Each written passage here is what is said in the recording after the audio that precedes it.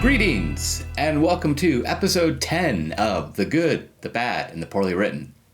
My name's Luke. I'm a writer, director, and film editor. And in this series, we're taking a look at my first feature screenplay, trying to make it a bit better. The script, Crime at 6,200 Feet, is a neo-noir about a ski bum living in South Lake Tahoe who attempts to investigate a crime. I wrote it when I was a ski bum living in South Lake Tahoe. Today, we're in the last part of our epic rewrite of an incredibly boring 5-page scene that was stuffed to the gills with exposition and not much else. The original just had guys sitting around talking in a living room. As part of the revision, I've changed the location so we follow them from a casino nightclub to a hotel room and finally to the casino floor, which is where we pick up today, as Sam, the protagonist, attempts to get answers to the last of his questions. For this scene, I pulled details from all over the original, so as we go through it, I'm going to be showing you a scanned copy with my handwritten notes. You'll see a combination of brainstorming, planning, dialogue, some of which I kept and some of which I threw out. All right, let's get into it. D1. Sam hands Charlie the baggie with the smashed leftover of the cigar. Charlie opens it and pulls out the stub, looks at it, smells it. He puts it back in the bag and hands it across the table to Sam. This isn't my stuff. Looks like somebody cut some Mexican with some tobacco. Plo swag. I wouldn't even smoke it. Me too, unless that was all there was to smoke. Sam starts to laugh, but sees the others nodding in agreement and stops short. Initially, this part was only about the weed and the blunt that Sam found outside of Charlie's, but I thought it would be a good place to tie in Little John's racism towards Jose. In the original, it just felt kind of ham-fisted and inorganic. Let's take a look at the original, where Sam is learning the names of the people who were at Charlie's house the night of the robbery. I think you'll see what I mean. Okay, who? There was Lil John and me. Mate was here. Who else? Fred and this girl stopped by. What's her name? Jana, Julie, Jenny. That telly skier mate was here. Yeah, and Sarah. That Mexican, Jose. Cole and Andrew. Hold up. What do you mean, that Mexican? He's the only that hangs out around here. Shut the up, Lil John. You know Jose's straight. Yeah, whatever, man. Always hanging around, sucking up to you. Anyways, Andrea was here too. Who's she? She's my girl. Gotcha. Little John being racist is an important detail, and since it comes into play later, I think it's a detail worth including. It just could be handled a little bit better. Let's take a look at a revised version that handles it with a bit more finesse. 21G, casino floor, a while later. The spinning icons of a slot machine come to rest. Heart, heart, lemon.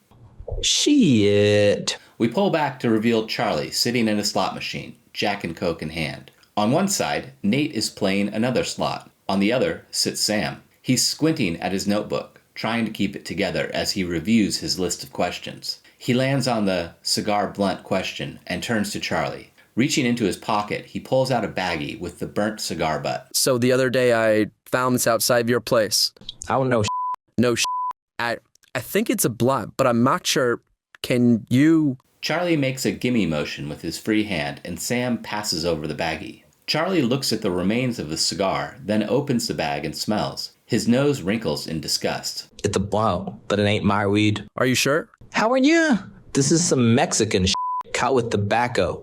Total swag. Lil John walks up with a fistful of Coronas. Mexican. You talking about Jose? Shut the fuck up, Lil John. You know Jose's straight. Yeah, whatever, man. He's always hanging around, sucking up to you. You think you've smoked these? Don't know. Maybe. Was he at your place recently? Oh, yeah. He was there that night. Sam makes a note in his book. Interesting. You ask a lot of questions. Still absorbed in his book, Sam doesn't look up. Now, we've still got Little John being racist, but his comment is motivated. It's a response to another line instead of him just dropping a slur out of nowhere. The new version also more closely ties Jose and the blunt found outside of Charlie's house to the night of the crime. It gives Sam some real direction on where to take his investigation. Next up is the last section from the original that needs to be rewritten. Sam looks down at his notebook. Next to the name, he writes contact numbers, ? He then looks back at Charlie. So do you have any pictures with the bubbler in it? Yeah, I think so. Lil John, in the top shelf of my dresser, there's some pics. Can you grab them? Lil John gets up without saying anything and heads down the hallway. Lil John returns to the room. In his hand is a photo envelope. Sitting down, he drops it on the coffee table. Charlie re-enters the room and hands Sam the baggie. Sam drops the drugs in and rolls the bag, squeezing all of the air out. Charlie begins to go through the pictures. Charlie, handing a picture to Sam. You can kind of see it in this one. Sam examines the picture. In the corner of the frame, partially obscured by someone's legs, is the bubbler. Wait, here's a good one. The picture clearly shows the water pipe. In it, Charlie is taking a hit off of the bubbler. Can I borrow this? Yeah, no problem. One of the very few actions that young Luke wrote into this was to have a character go off screen. There's nothing interesting about Little John getting up and going to another room to find the photo because we don't see it happen. He could have just as easily had the photo on him because nothing is changed or revealed by having him go to a different part of the house. In the revision, they're now on the casino floor. So one of them having a printed out photo of the bong just doesn't really make sense. But in the early 2000s, there were camera phones. They just weren't very good. And since it was a new technology, people were still trying to figure out what you should or shouldn't do with them. Let's take a look at how that plays out in the revised version. Still absorbed in his book, Sam doesn't look up. The bubbler they took, you got a pic. Nate, you got a pic of my double bubbler? Nate pulls out a flip phone and begins to search. He laughs and holds out the phone to Charlie. Check out this. On the screen is something flesh-colored and vaguely misshapen, but it's too pixelated to know for sure. Charlie puts a hand up, blocking his view. Hey, man, I don't need to see your again. Nate laughs to himself and keeps searching.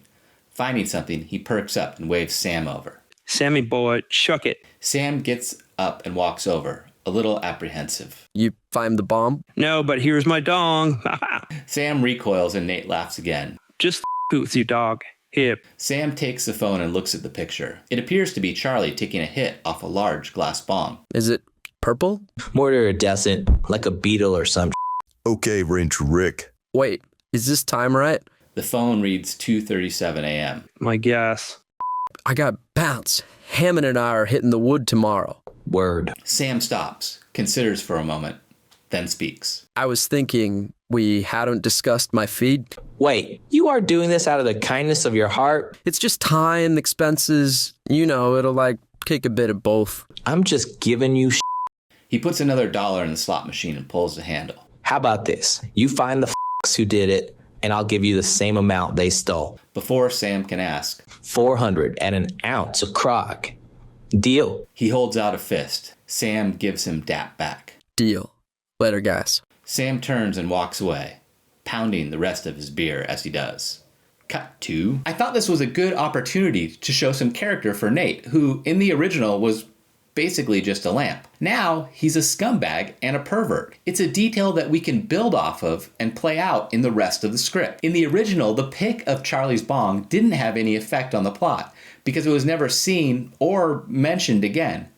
So in my revision, I thought it would be fine to have the pic too pixelated to be of any use. I also added a detail that young Luke completely left out of the original. Sam's fee. A discussion of rate, usually plus expenses, is a staple in film noir.